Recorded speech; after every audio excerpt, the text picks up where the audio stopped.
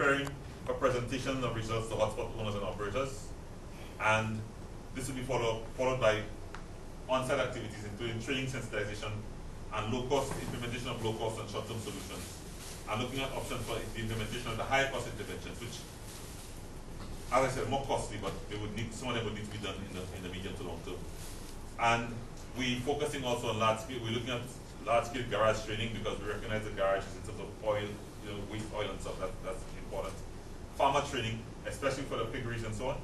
And we recognize also the importance of public awareness. For that catch-all, yes, the general public, yes, but also policymakers, the Chamber of Commerce, and so on. In fact, we're just writing to the Chamber of Commerce with respect to meeting with them to discuss some of the options and try to get them to take these on board, as far as the members are concerned.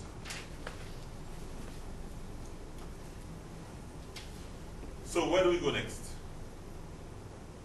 Some of the guidelines that we've developed and the self-check tools, we're hoping to disseminate these more widely. Ongoing public awareness is as I indicated, I alluded to in the previous slide, on the need to protect riverine and coastal water quality and the methods for doing so. We need to do a little more work on that publicly, at least for the public, where the public is concerned. Because I think one of the issues that we face with, and that's you could have seen that from the previous presentation by my colleague Mr. Andrew, is that, based on a question asked, there's a concern about water quality. There's some areas on the island where the water quality, the fecal quality from comes out way off the charts. I mean, really, I think even the pigs themselves would be worried swimming in the because the quality. Because when you have a sequence, you have a battery of pig farms along a riverbank, like maybe 10, 12 of them along a riverbank, right?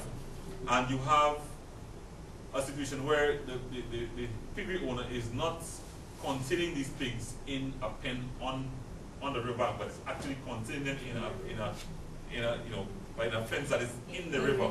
So the pigs can go sun themselves on the stone, chill out on the stones, do what they do in the water. Then we have serious trouble. And the thing is, there's a question about, I suppose, about access to the release of that information, because that information is considered sensitive. I think many of our authorities are concerned that releasing this information and putting the figures out there, it was going to frighten the public, chase tourists away, and so on and so on. But we have to balance that with the need for people to know, right? So we have to figure out a way to do this.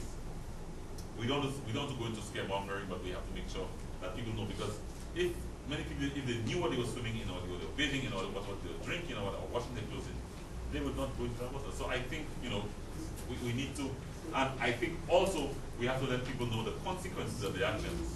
So the people who are polluting that water, they have to know, whether it's for farming or other operations, they have to know that what the impact of their actions on the people downstream.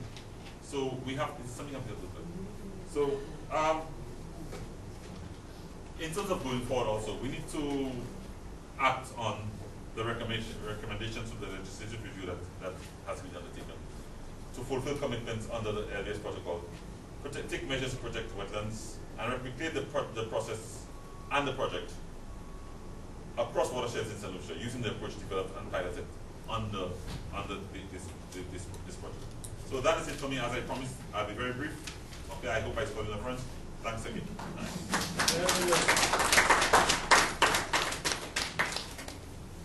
Any questions? Yes. Yeah, question. Yes, Mr. Ido, let's see if I can answer that. You have identified a number of hotels and other private places that are known to be main contributors of what is being done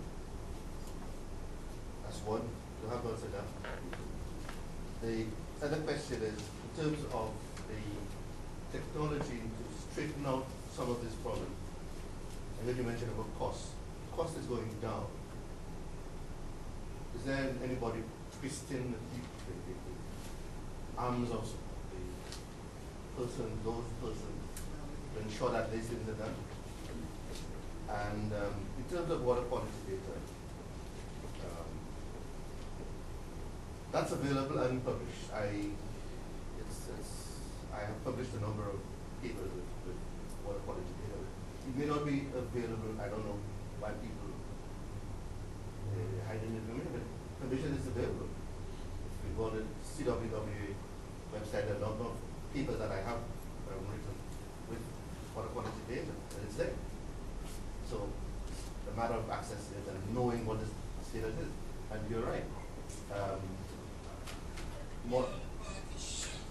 An average of 70% of the water in the distribution system do not meet the WA. Only about 70% meets. The other 30% on average does not meet the WA. And that's only the WA guidelines. Okay, thanks. I think I hope maybe in my attempt to play a cameo innings, maybe I was a little too brief on some of the slides, but I indicated that now that we've, based on the findings, we have been engaging. In fact, like I said, we have written to the Chamber of Commerce to basically let them know what some of the findings are with regard to the, for example, the manufacturing plant, okay? And to indicate to them what are some of the measures that should be taken for such plants, and ask them to work with us to try to get the respective agencies or the members to take these things on. Likewise, we'll be approaching the school, approaching the pig farmers. We have indicated that we'll be doing some training, okay, to try to educate or advise and train people into how to implement certain practices that will reduce the toxicity of the effluent from the establishments. But I think also you're quite right about the cost of technology going down in certain aspects, but it depends on the scale. While the relative costs for a particular technology may go down, the scale may require that there's a cost of maybe over $100,000. Now the project itself did not necessarily come with that. In some cases also it's a private sector of establishment where one would expect that that the owner of the establishment should bear the cost of taking these things on. Right? In some cases where it is a smaller operation, you might want to, the government might come in at some stage if they have the resources. Right? But the thing is, I believe what has to happen is that our partners, Ministry of Health, for example, have the relevant legislation, although one could argue that the legislation still isn't strong enough in certain aspects, right? They would have to work along with the other agencies to ensure that, that there is some degree of enforcement. Because if a plant, for example, our wastewater plant is not working properly, I think that's the Ministry of Health. So that if it's a packet plant, right, it's a Ministry of Health responsibility to ensure that thing is in order. Okay? So that is some of the these are some of the questions that one will have to address in terms of moving forward. But I believe also that we have to make everybody responsible. It isn't, you see, as I was saying in a different forum on Monday, we very often figure once we will keep our backyard clean. Once we discharge something into the open environment, we figure it is government's responsibility, right? It can't happen like that. Even pig farmers have to be held accountable. And I will remind you also that most times agricultural developments do not require, they're not subject to a screening under the development control process at this current time, although they're not necessarily excluded by law, but they are usually not screened. And pig farms perhaps need to come under that particular microscope. I think this is it then. Yeah. The lady first. Yeah. Okay. Thank you for your presentation, Mr. Lubey. Yes. But I would like for a brief moment to speak to that dilemma you alluded to, and I think it's a very serious thing. And I don't think perhaps we need another symposium to deal with dilemmas and the like, And this has been going on from way back. Long. I think when Coco Charles was alive, your father was the Minister of Education, Agriculture at this time. The dilemma of the forest and bananas, okay? The economy, survival of people, as opposed to the future, the patrimony, And we see this sort of situation in. We haven't dealt with that dilemma. We face it even today where it's graphic, hearing about it, but, there are people, there's a school of thought that suggests you need to show these things open on TV and get the public exposed. Yesterday I was listening to a debate about that, a similar sort of dilemma in America where you have this guy who killed all the school children with the guns. And there is a school of thought that says perhaps they should actually show the dead bodies of the 30-something children who were killed, so that people will be jolted into the reality of what sort of damage these sort of guns could do. And perhaps they will be inclined to support the ban on them. That's right. Okay? But there's other school of thought is that what graphic? I mean, this whole generation is so graphic already. People get things on the net when they want, how they want. So graphic has no impact. You know, I mean, showing people these things, people like this love to watch that and get an eye on it. You know, that's the sort of generation we live in. So I just wanted to mention that as we go down and we move on, these dilemmas remain with us, and it sort of, they have multiplier effects. And to me, I'm seeing treating with these dilemmas maybe need to become a specialized area of study, and maybe we should have a symposium on them, because these dilemmas didn't start today, and they have a multiplier effect. For look, it was purely bananas, forest for bananas, straight off. All right? Now it's becoming rivers for pigs, because bananas obviously not doing so well. Pigs, you have a pig thing out of the place, people eat pig like pigs. You know what I mean? You understand? So, if farmer has trouble with his bananas, he's doing pigs now. The same argument will persist, you know, and we go down in that.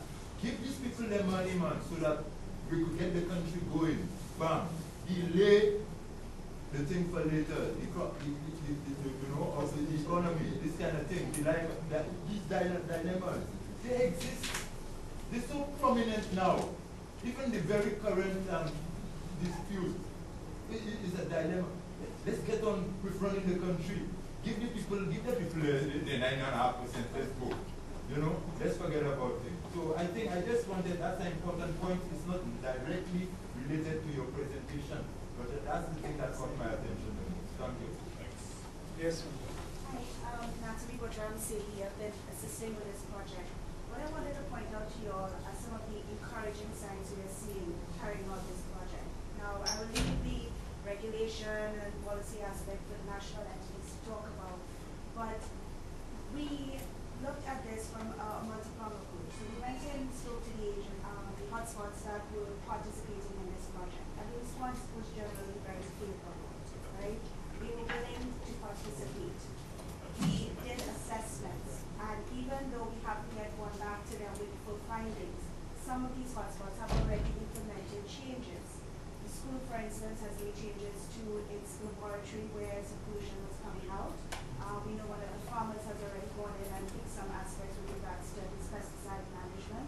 So my point to you is, yes, there's high cost, medium cost, low cost solutions, but there's willingness on the part of the participants to make changes. And it's just a matter of working with them. Now, I'm not saying you're not going to get the resistant ones, you are, but it was highly encouraging.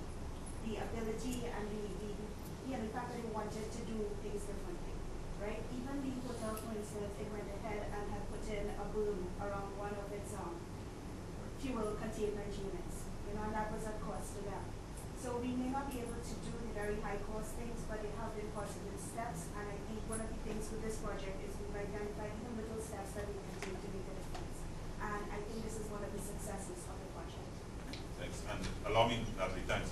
My apologies in my haste to get moving. That was my first slide I meant to indicate actually, that these are some of the partners involved. Back to the first slide, please. These are the partners, because we received some of the funding, for example, from NOAA. We got some support from UNEP, RSU, and so on. And my apologies for that. I guess I want to just go into the presentation and say he was actually on the ground in terms of the actual implementation of this. And I think we have to thank City. Right. So. Okay. 1, 2, 3. And that's it. Yeah. The government Ministry of Agriculture and Implementation. I've been hearing a lot about education and sensitization. When I look around, I think the average person here is well educated and well sensitized part of it is the penalties placed on the people who cause the damage, who cause the problems. I think we are a bit too lenient. We see the problems, but we are afraid to address them. There are situations where pig farmers need to be stopped. They need to be removed from their location. We don't address these issues. A lot of our pollution is from pigs plus chemicals. The people who bring the chemicals into the island, what's their contribution towards getting rid of these chemicals that they bring in? I mean, the people who import oils and these things, do they have a responsibility to properly dispose or to see to it that their oil, which they import, doesn't cause a problem? I think, we know most of the solutions, we are aware of them. Our fear is the implementation of the laws, the rules, and regulations, and we are afraid to hurt people. We hurt the environment freely, but we are afraid to hurt people. I think we need to take a more drastic step towards the people who actually cause the problems. We see them, we talk about them, but we put no penalties on them, so people do what they want. I think there's a lot of truth in what you're saying. There absolutely is a lot of truth in what you're saying. But I think it's a little more complicated than this. Alright? Because on the one hand, you see, and what Mr. Augustine was talking about with regards to the dilemmas a while ago is I didn't really get a chance to comment because we moved to the next question, the next point, but it's important because on the one hand, you see, we are talking about promoting agricultural production. Grow more pork, be self-sufficient, right? That kind of thing, right? And so we've tended to be lenient in our whole planning process to agriculture. Okay? So it's true in what you say, but it's also that dichotomy in the sense that we market Saint Lucia as the most beautiful and so on, but we prepare to turn that by ourselves internally, right? So the process. And it's also not penalizing as allowing things to happen. You see my point? It's from the top end. The other thing is that, we live in a country where, on the one hand, nothing tells you that, a lot of people were prepared to make the changes. On the other hand, it's a place where some people tell you that if they do not, throw it onto the street, the people who clean the streets do our job, right? Yes, another job. So, no, of course, you and I can see that. But, it just shows, the range of thinking, right, that we have and what it takes, right? And also, another thing is important to never forget, it's also important to bear in mind where we are in what I call our developmental cycle, right? In certain economies, you see there are people who can afford a car, but they will park and take the bus.